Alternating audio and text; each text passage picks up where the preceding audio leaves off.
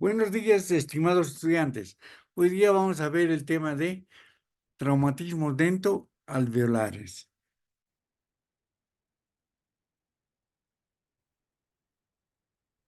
Al hablar de traumatismos, todas las personas, desde que nacen, desde que empiezan a caminar, ya sufren este tipo de traumatismos. Desde una temprana edad, siempre está propenso a esos traumatismos dentoalveolares. En los niños, por ejemplo, van a sufrir de un 30%. En cambio, los adultos lo van a hacer fuera de la casa en un 50% de esos pacientes que sufren este tipo de lesiones. La reacción inmediata de un paciente no solamente se manifiesta en dolor, en desazón, depresión y preocupación por el pronóstico, porque un paciente que ha sufrido este tipo de traumatismos eh, se le va a fracturar el diente, bueno, empieza a preocuparse, aparte del dolor, cuál será su pronóstico y las preocupaciones y empieza, ¿no? Y el tratamiento de una injuria traumática varía desde aliviar el dolor. Nosotros, como odontólogos, debemos primero calmar el dolor y luego proteger al diente fracturado, bajo un examen clínico y un examen radiográfico. Debemos preocuparnos por el trauma que sufren los dientes de ambas denticiones, porque cada uno de los dientes sufre o tiene una determinada función. No debemos subestimar un trauma aun siendo muy leve este.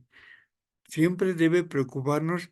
A la larga, nosotros debemos tomar una radiografía de control para ver qué ha pasado o con este diente traumatizado. ¿Dónde se producen con más frecuencia los traumatismos?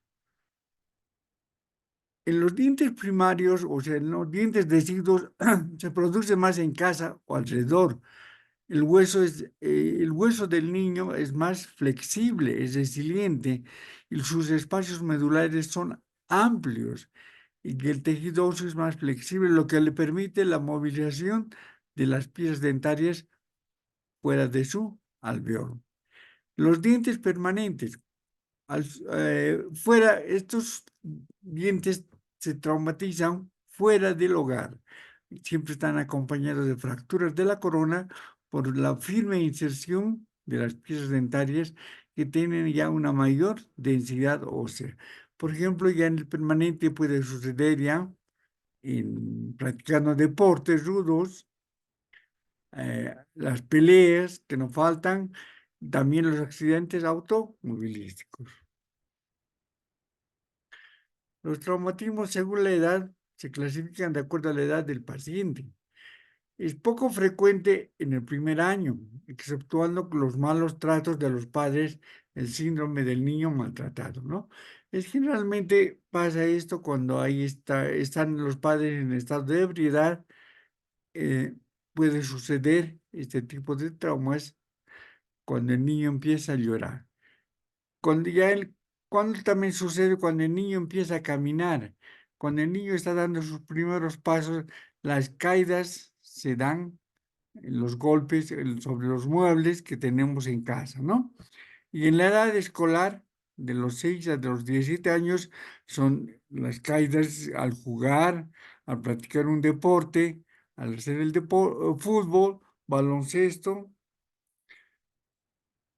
Los pacientes con procesos patológicos tipo aquellos pacientes que tienen este tipo de patologías, ¿sí? Los pacientes epilépticos que les dan su crisis convulsiva, también estos pacientes pueden sufrir traumatismos dentoalveolares porque no saben dónde se van a caer y por ahí se caen sobre una piedra algo filoso y empiezan a fracturarse estos dientes. Las fracturas de los molares por oclusión violenta en el síndrome de la bola de derribo. Aquellos pacientes que usan piercing en la lengua, en los labios, entonces Uno de ellos se da un fuerte golpe, ocasionando un golpeteo del piercing, puede llegar a ocasionar una fractura de las cúspides del lugar de las piezas dentarias. La relación al sexo. En el varón es el doble que en la mujer este tipo de traumatismos dentoalveolares.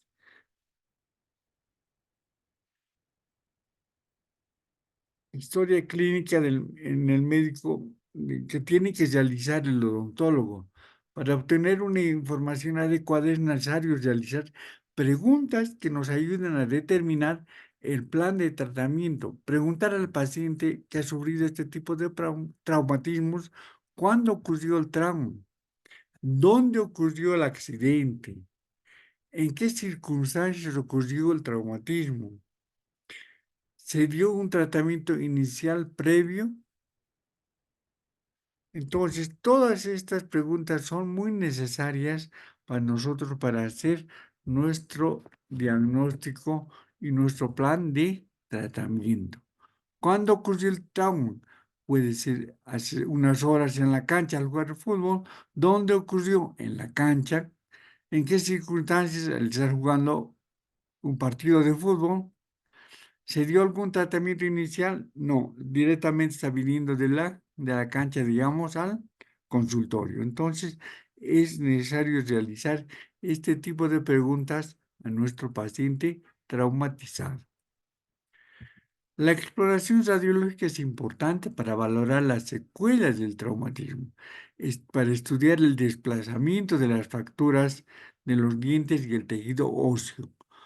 Objetos extraños que pueden llegar a incrustar digamos, en una cancha de tierra, pequeñas piedras, estos se pueden llegar a incrustar en los tejidos blandos y la radiografía nos va a ayudar a localizar y orientar las fracturas, el grado de desplazamiento y luego nos ayudará siempre en los controles posteriores cómo va eh, siguiendo nuestro tratamiento con estos pacientes, ¿no? Las secuelas de un diente traumatizado, por muy leves que fueran, resultan con patologías complicadas. Uno, por ejemplo, cuando el paciente ha sufrido una fractura de un diente con exposición pulpar, esta puede producirse una pulpitis reversible o irreversible. Puede haber una hemorragia pulpar que nos puede llegar a cambiar la coloración de nuestras piezas dentarias. Con el tiempo, estos dientes traumatizados sufren un cambio. Hay una obliteración, un cierre del canal pulpar. Pueden producirse reabsorciones radiculares, porque de acuerdo al trauma puede haber una inflamación y la proliferación de los odontoclastos produciéndonos una reabsorción radicular. Una reabsorción radicular por reemplazo. O sea, cuando se da esto con una anquilosis, cuando el diente traumatizado ha sido reubicado en su lugar y ha habido una unión íntima entre el hueso y el órgano dentario. Entonces, estas son las secuelas que debemos tomar en cuenta en un diente traumatizado. La decoloración de los dientes. Cuando hay una fractura o una fractura de algún vaso causada por un trauma, puede sufrir una decoloración de los dientes, porque la hemorragia va a ingresar por los tubulillos dentinarios y cambiándonos el color de los dientes posteriormente. Entonces, todo esto se debe evitar haciendo un buen diagnóstico y tomando una radiografía. La clasificación. Dentro de las fracturas dentoalveolares, la que más se encasilla hacia nosotros, hacia nuestra especialidad, que es la odontología, la tomamos más en cuenta la clasificación de Andreasen. Existen otras clasificaciones como la de la OMS, de la Organización Mundial de la Salud, que más se enfoca a una parte más general. En cambio, la de Andreasen está considerada a la, más en relación a los dientes y se refiere a ambas denticiones. Y lo clasifica Andreasen en cuatro grupos: la lesión de los tejidos duros dentarios y pulpares, la lesión de los tejidos periodontales, la lesión de los tejidos de sostén y la lesión de los tejidos blandos. Aunque esta última no tiene una repercusión con la radiografía, pero sí nos ayuda mucho la lesión de los tejidos blandos para ver el grado de lesión que afecta hacia el labio, la lengua, a todos estos tejidos blandos. Vamos a empezar a describir cada uno de estos tipos de lesiones. La lesión de los tejidos duros afecta a la corona y a la raíz de la pieza dentaria. La fractura incompleta, llamada también infracción, es la lesión que afecta al esmalte sin pérdida de sustancia dentaria. Por ejemplo, en la imagen de arriba, acá arriba estamos viendo, miren, al, al producirse una fractura, hay un desportillamiento de la capa del esmalte. Entonces, esto nosotros lo podemos tranquilamente alisar en operatoria y solucionar este problema sin colocar ningún tipo de resina. El otro grupo, la fractura no complicada de la corona. Su nombre lo está diciendo, no complicada. Solamente hay una fractura de esmalte, pero ya hay una exposición de la dentina. Entonces, sabemos que la dentina están los tubulillos dentinarios y para su restauración de este ángulo perdido del diente a causa de un trauma, tenemos que hacer una protección a esta capa dentinaria y hacer la reconstrucción, como acá estamos viendo. Esta fractura está limitada al esmalte con expulsión de la dentina. Miren, acá lo hemos reconstruido en operatoria y quedó perfecto. La fractura complicada de la corona, su nombre lo está diciendo, fractura complicada. El trauma ya ha sido más, digamos, más fuerte, donde generalmente sufren más los dientes anteriores ante cualquier golpe o caída que podía existir en estos pacientes, ¿no? Acá estamos viendo una fractura complicada de la corona. ¿Por qué decimos complicada? Porque afecta al esmalte, a la dentina y a la pulpa dentaria. Y hay expulsión de la pulpa dentaria. Si en estos casos ya hay expulsión de la pulpa dentaria, va a haber ingresos ya de microorganismos y haciendo un buen diagnóstico, ya había que realizar un tratamiento endodóntico. O sea, es favorable para la pieza dentaria en estos casos. Fractura no complicada de la corona y raíz. Afecta esmalte, dentina y cemento, pero no hay compromiso pulpar. Como acá en la radiografía lo estamos viendo, una fractura, esmalte, dentina y cemento, sin compromiso pulpar. Entonces, esto es un poco más complicada, pero se le puede dar la solución reconstruyendo toda esa parte afectada sin realizar un tratamiento endodóntico. Y por último, tenemos la fractura complicada de la corona y raíz, que en estos casos que el traumatismo es más severo, afecta al esmalte dentina y la pulpa dentaria y al cemento. En estos casos había que ver con la radiografía el trazo de fractura y realizar un tratamiento endodóntico sería favorable para la pieza dentaria, pero cuando este tipo de fracturas afecta más allá de la raíz, a veces ya es un poco, ya no es conveniente realizar, ya sería retirar a la pieza dentaria. Pero todo eso siempre la valoración se debe hacer con el examen clínico y el examen radiográfico. La fractura de la raíz se clasifican de acuerdo al lugar donde se da ese trazo de fractura. Si se va del tercio cervical o medio, miren acá, esto se puede, si no hay desplazamiento de la fractura, del trazo de fractura, esto se le reubica en su lugar y se consolida haciendo una férula y luego posteriormente hacer un tratamiento endodóntico.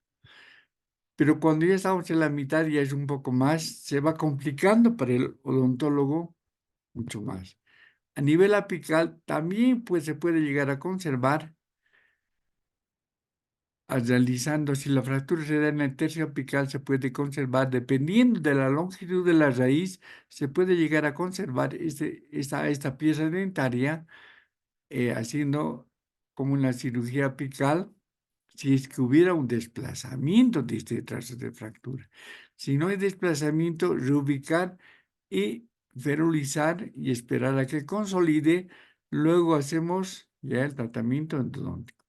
Ya a veces los trazos de fractura pueden ser longitudinales, transversales, oblicuos, y en estos casos ya a veces ya es más difícil conservar a la pieza dentaria, ¿no? Entonces, todo dependiendo del trazo de fractura y haciendo un examen clínico y un examen radiográfico para hacer un buen pronóstico de la pieza a tratar. Entramos al segundo grupo, la lesión de los tejidos periodontales. Acá vamos a hablar de la concusión. La concusión nos dice que es la lesión de los tejidos de soporte del diente. Y en los tejidos de soporte del diente está el ligamento, el espacio del ligamento periodontal. Es una ruptura incompleta de las fibras periodontales produciendo una hemorragia y edema de estas. No existe movilidad dentaria en la conclusión, ni sangrado en el margen gingival y no requiere ningún tratamiento. Al hacer este tipo de fractura, va a haber sensibilidad, va a haber una lesión de los tejidos de soporte, de las fibras periodontales, pero no hay un sangrado en el margen cervical, tampoco existe movilidad dentaria, lo que sí había que es tratar al paciente después de realizar un examen clínico y un examen radiográfico,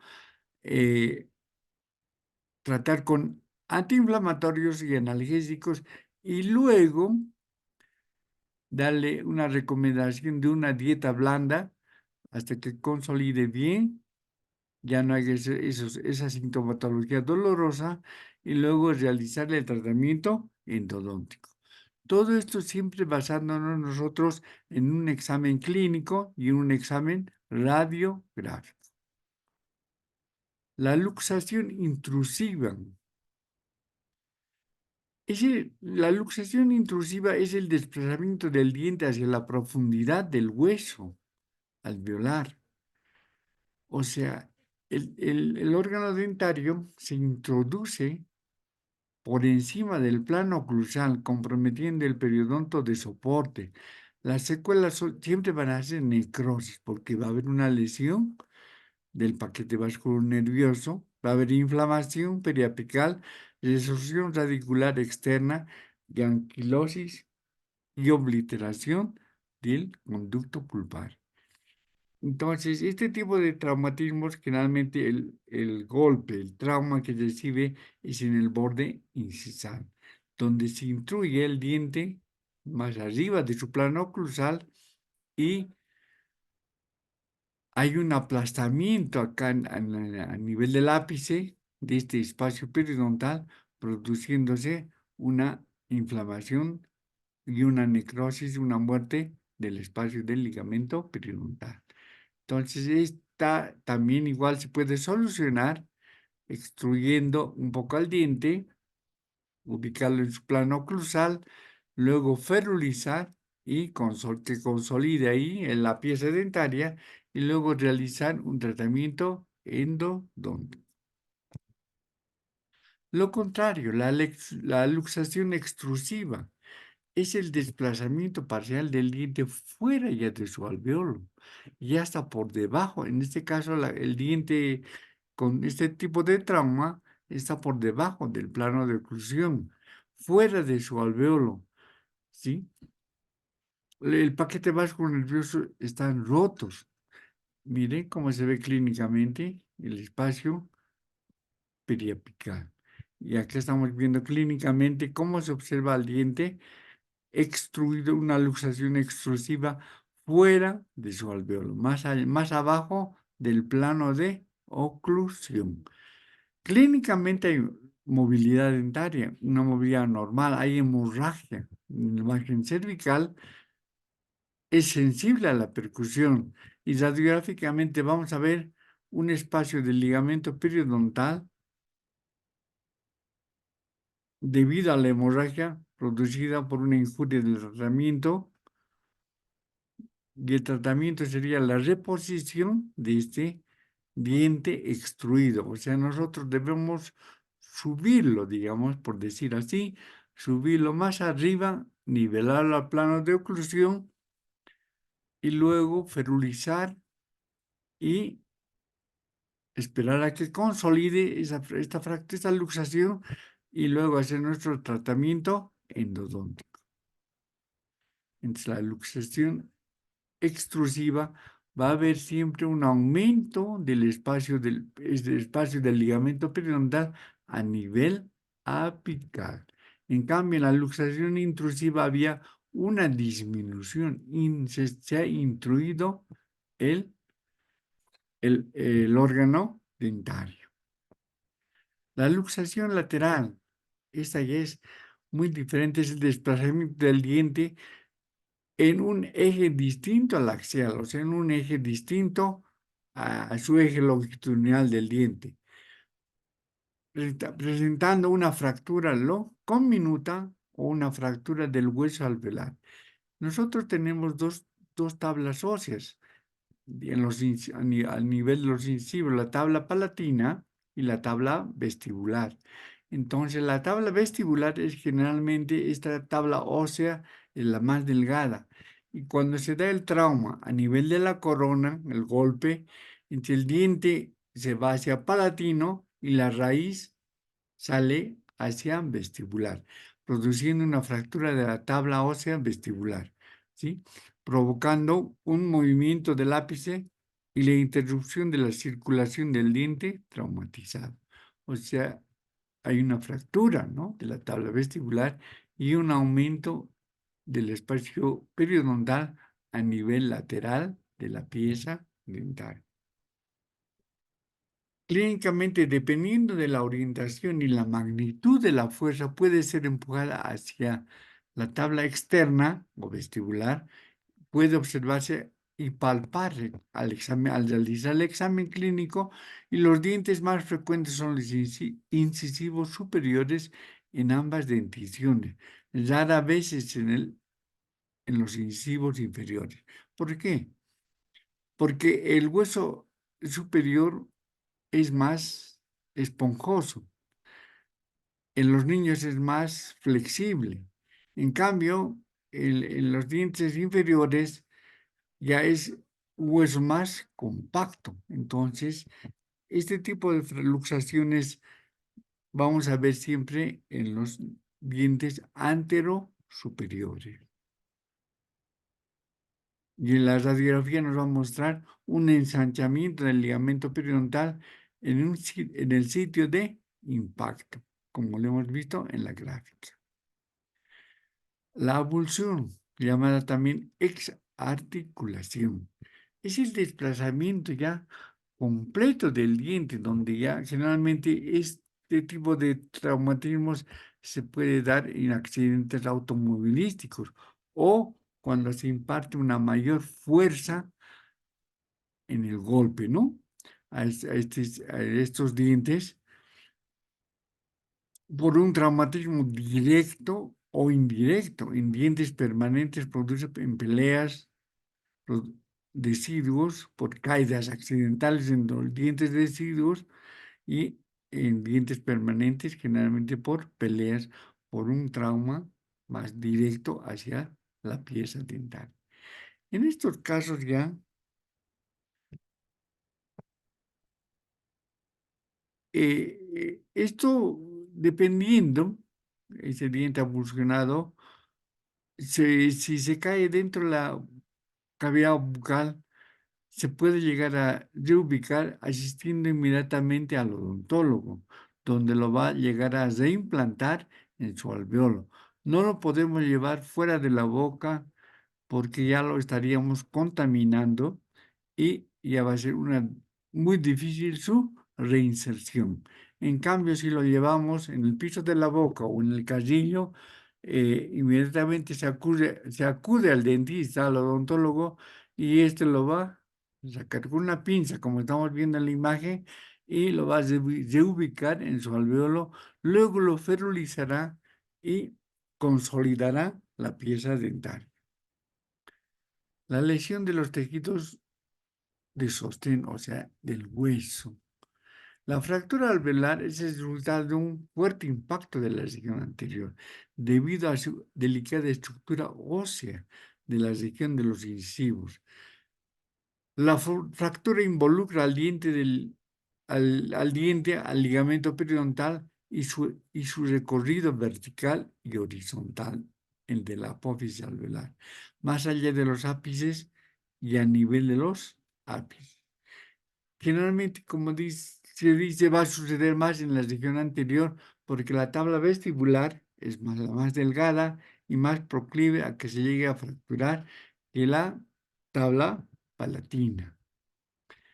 Tenemos fracturas incompletas, donde la fractura se observa solamente en un lado del hueso, por ejemplo en esto. Estamos viendo una fractura en una tabla ósea.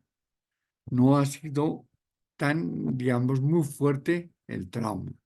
La fractura completa, esta ya es un poco más fuerte el impacto, donde va a separar al hueso en dos fragmentos, o sea, separa la tabla vestibular y la tabla palatina, o sea, afecta a las dos tablas óseas. La fractura transversal, la línea de fractura, el trazo de fractura, forma un ángulo con el eje del diente. El eje del diente es del ápice hacia el borde incisal. Entonces, este eje del diente más la línea del trazo de fractura llegan a formar un ángulo, ¿sí? A eso se refiere la fractura transversal. La fractura oblicua forma un ángulo que no es recto con el eje del diente. El eje del diente, dijimos, desde el ápice hasta el borde incisal, sigue su curso, pero la fractura oblicua es muy diferente a este eje longitudinal del diente. La fractura longitudinal, este trazo de fractura sigue al eje del hueso, o sea, digamos, este es el eje del diente y el eje del hueso, la fractura en el tejido óseo, va a ser casi paralela al eje longitudinal del diente, ¿sí? Entonces, esta es la fractura longitudinal.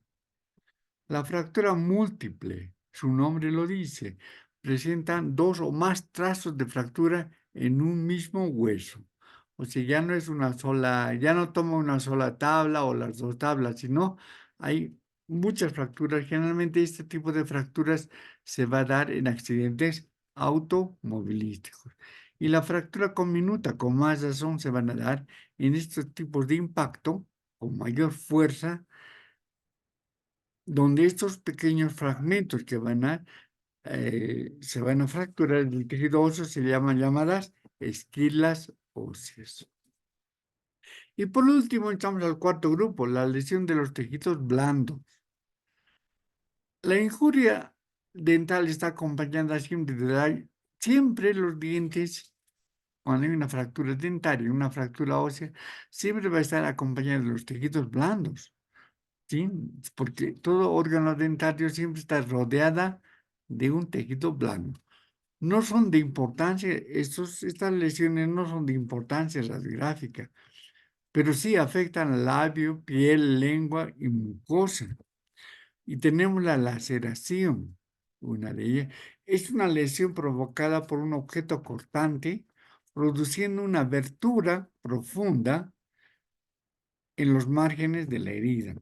Este, la laceración se va a dar por un objeto punzocortante, tipo cuchillo, ya por decirles así, donde se va a dar una hemorragia y se va a abrir una herida profunda, ¿sí? Entonces, hay laceración, por eso el nombre de laceración. La contusión. La contusión ya está provocada por otro tipo de objeto, pero un objeto romo, que no es cortante como el anterior, ¿sí? Puede ser, pues se va a producir una hemorragia interna de los vasos sanguíneos, produciéndose un edema, una equimosis, un hematoma, y no requiere este otro tipo de tratamiento. Y por último, la abrasión. La abrasión es otra lesión de tejido blando cuando se da una fricción por un cuerpo duro, la piel se rompe y existe pérdida de la sustancia superficial. Por ejemplo, al caerse en una cancha de tierra, se resbala el paciente, cae de cara y empieza a friccionarse el cuerpo sobre esta superficie. Y hay una pérdida de la sustancia superficial, como se está viendo acá en la imagen. El tratamiento en estos casos hay que hacer una limpieza, agua y jabón y gasa para eliminar todos estos cuerpos extraños y más es superficial este tipo de herida. Gracias, estamos ya terminando el tema de traumatismo dentoalveolares.